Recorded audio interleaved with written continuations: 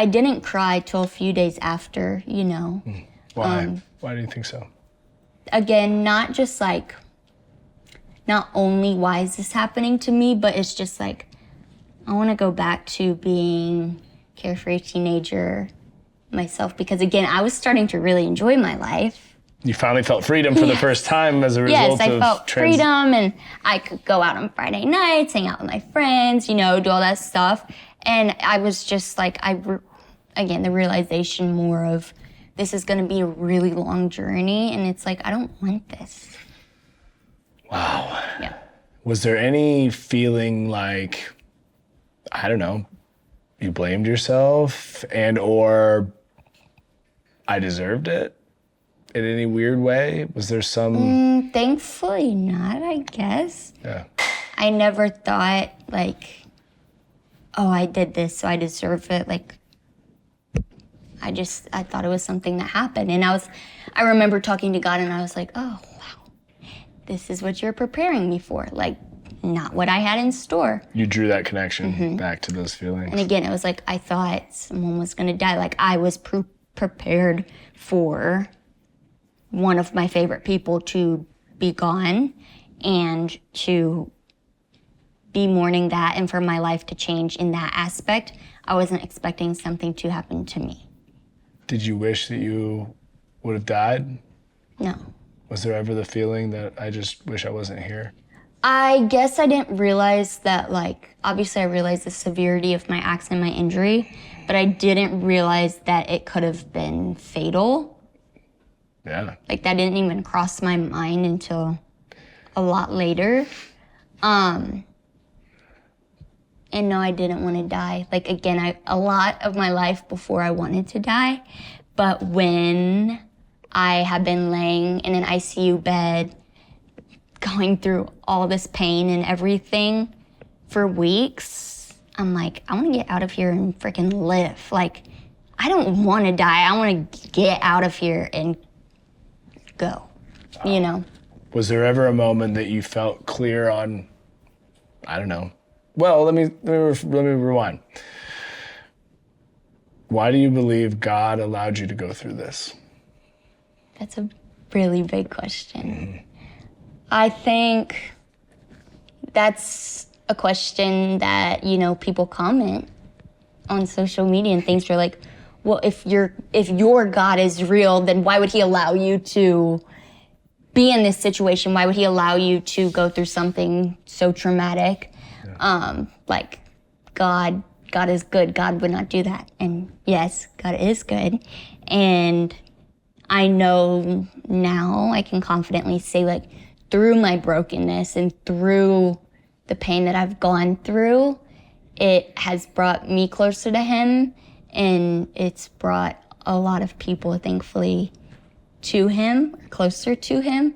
And I know it's painful and it sucks, but there's so much power now that I've realized in vulnerability and in brokenness. Mine is obviously very physical, but I struggle mentally a lot too. And I don't know, I don't understand it, and I don't think there is any understanding.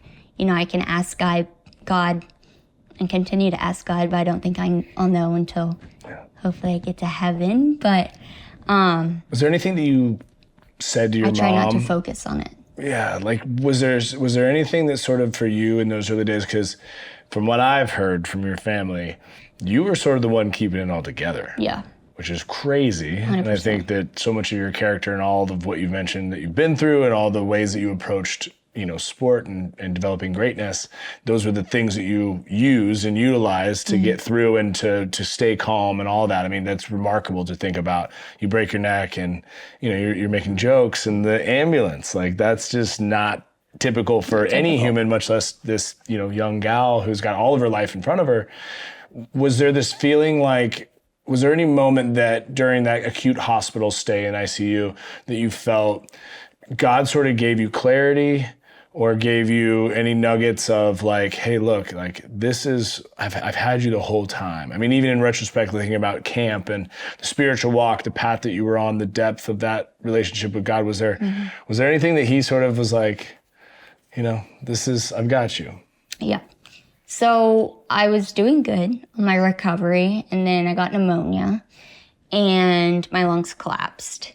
And that set me back, obviously. Started to get better, and then they collapsed again. And I had to get a trach.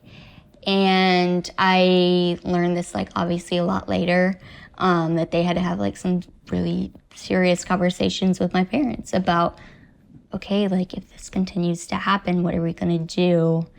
I might have to be on a ventilator for the rest of my life and all these things, which thankfully they protected me from and didn't tell me that because I was going through enough. But I had everything taken away from me, I have been laying in this bed for weeks and I'm paralyzed and I can't move my arms like they're noodles. I'm laying here like still, but now my voice is taken away and I couldn't eat. I couldn't drink water. I couldn't talk about you think you can't do anything. And then it's like, just continued to get so much worse, There's levels below this, like.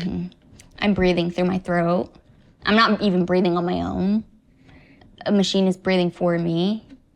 I'm getting my nutrients and my food through my stomach.